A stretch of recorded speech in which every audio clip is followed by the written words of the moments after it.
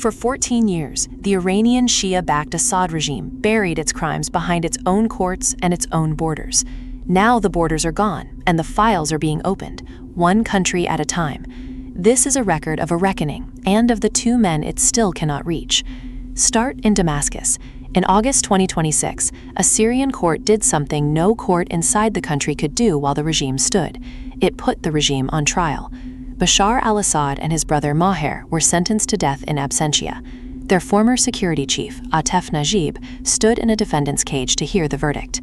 The charges the bench found proven were premeditated murder, torture, crimes against humanity, and the intentional killing of children. And Damascus is only one courtroom. In Vienna, an Austrian court convicted a former Syrian officer of torturing detainees, a case built under universal jurisdiction, its sentence now under appeal. French courts had already convicted senior regime figures in absentia years before. The same evidence keeps arriving in different capitals. Lined courtrooms up on a map: Damascus, where the verdict was read; Vienna, where the torture conviction landed; Paris, where the first rulings came years earlier. 3 cities, 1 regime, the same detention files read into the record. And a clock runs under all of it. 2011, the crackdown in Daraa that lit the uprising. December 2024, the regime falls. July 2026, Vienna convicts. August 2026, Damascus condemns, and Beirut makes an arrest. That arrest is the second file.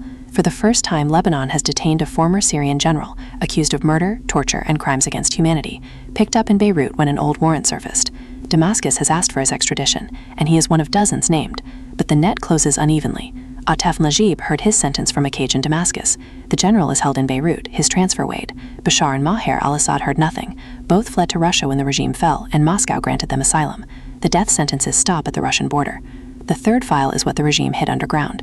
Under Assad, Syria ran a covert nuclear program it never declared. Its reactor at al-Kibar in the eastern desert was destroyed by an Israeli airstrike in 2007. International inspectors later concluded the building was very likely a reactor, and the regime never gave a full accounting.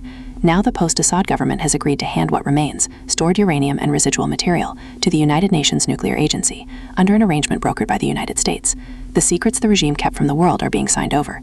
Set the whole file on one map: Damascus, where the verdicts are read; Deir el-Zor, where the buried reactor is being opened to inspectors; and Moscow, far to the north, where the 2 condemned men remain beyond every warrant. The record is closing in from every side but one. None of this is our accusation. The verdict, the arrest, the handover, each is already documented, filed in public. A regime that hid behind its borders is being read back into the record, court by court. Only Moscow still holds the door shut. It is all in the dossier. Read it and ask it anything. Proxy dossier.